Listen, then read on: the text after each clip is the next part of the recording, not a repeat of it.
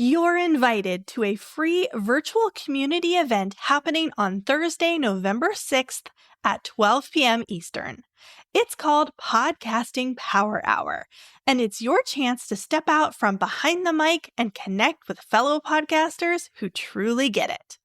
During this 1-hour Zoom session, we'll network, swap ideas, and have real conversations about workflows, guests, reviews, and growth strategies.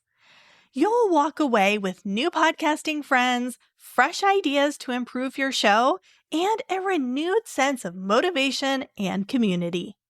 Head over to thepodcastteacher.com/power hour to sign up, and I hope to see you there. Now, let's dive into today's episode.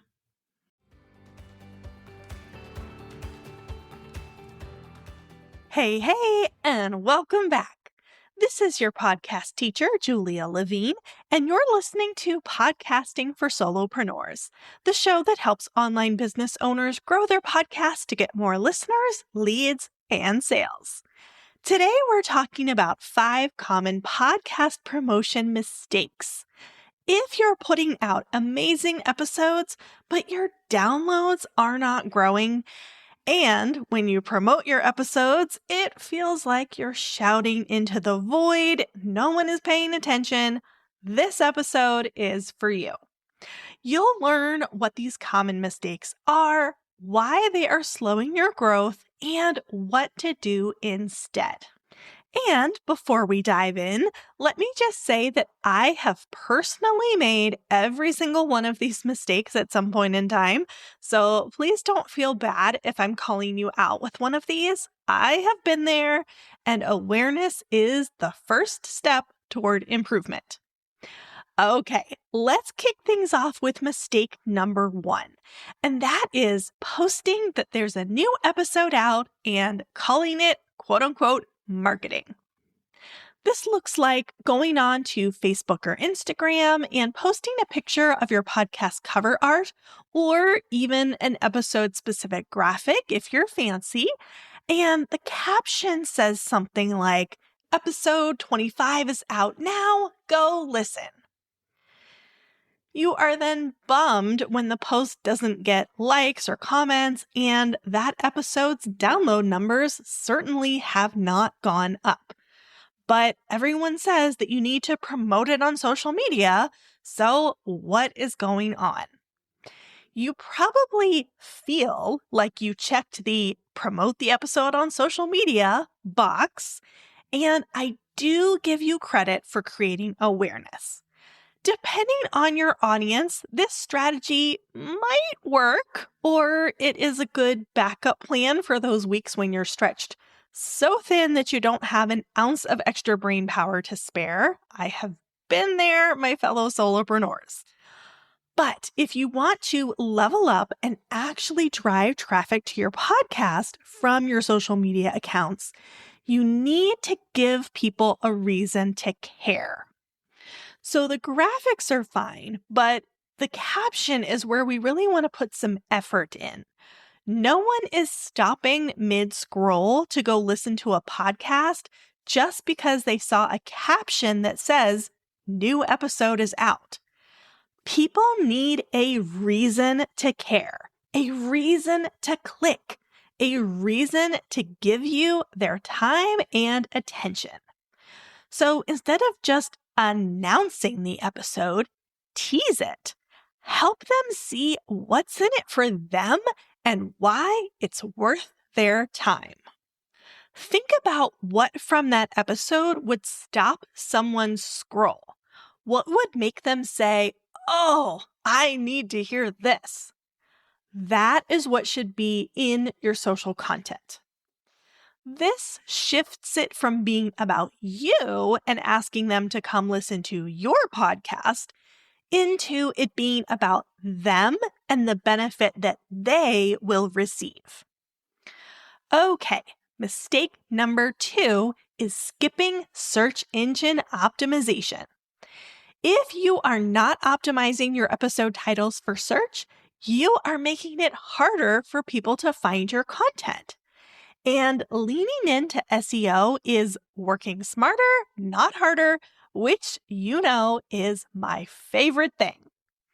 When your SEO is dialed in, your podcast is essentially marketing itself. You do not have to lift a finger. The episode title field is one of the most heavily weighted by the search algorithm. So you should carefully craft your episode titles to ensure the words your audience types into the search bar are included. Podcast SEO is a different beast than Google SEO, and I break down all of the secrets inside the first foundational module of the Podcast Growth Collective. Head to thepodcastteacher.com/collective to get access to it. Okay, mistake number 3 is not taking advantage of the 72-hour window after your episode goes live. If you're promoting your episode 3, 5, or 7 days after the episode goes live, I am definitely happy that you are promoting it, period. But you will get a better return on investment if you concentrate your promotions within the first 72 hours. Podcast apps like Apple and Spotify are somewhat similar to social media in that when your new episode gets a bunch of downloads and listens early on, the app is more likely to show it to more people to rank it higher in the search results. So that new status only lasts about 72 hours. So that's a key window to get as much activity as possible. The more buzz and activity that you can generate in those first few days, the better your chances are of showing up in the search results and getting discovered. So, concentrate on your promotion during those first 72 hours to make the most impact. All right, moving on to mistake number 4, which is not promoting your old episodes. Podcast content does not get squashed by the algorithm after 24 or even 72 hours. It is still there and it's still discoverable. You can get a lot of downloads weeks, months, and even years after its release if you have your SEO dialed in. But as I mentioned a moment ago, that golden window of newness only lasts for about 72 hours, and then the algorithm is not helping you as much. You can still drive that traffic to the episode yourself, though. You can do a Throwback Thursday type of post and talk about an old episode. Just make sure to give them a reason to listen, as I described when talking about mistake number 1. And if you hang out in communities online, Facebook groups, or you are following hashtags about your topic, and someone asks a question that you cover within an episode, jump into the comments and say something like, "Oh, I talk about this in episode 84 of my podcast called Podcasting for Solopreneurs."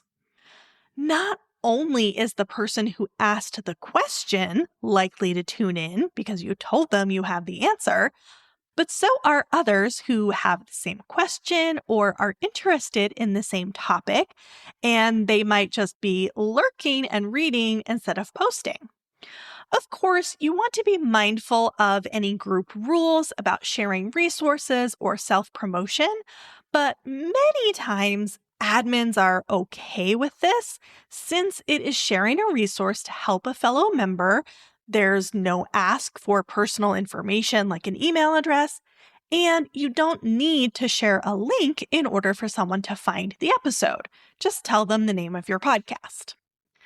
I have gotten a lot of traffic to old episodes by using this method, so I highly recommend it. All right, and mistake number 5 is not repurposing your podcast content. You are sitting on so much amazing content, and chances are that you are probably underusing it. One podcast episode can turn into a blog post, an email newsletter to your list, several different Facebook posts or Instagram posts, stories, short form videos for, of course, Instagram, TikTok, and or YouTube Shorts. You can also turn it into a long form YouTube video, a Pinterest pin, a LinkedIn post, and probably more things too. And that's all just from one single episode. Repurposing content is about reaching new audiences and reinforcing your message.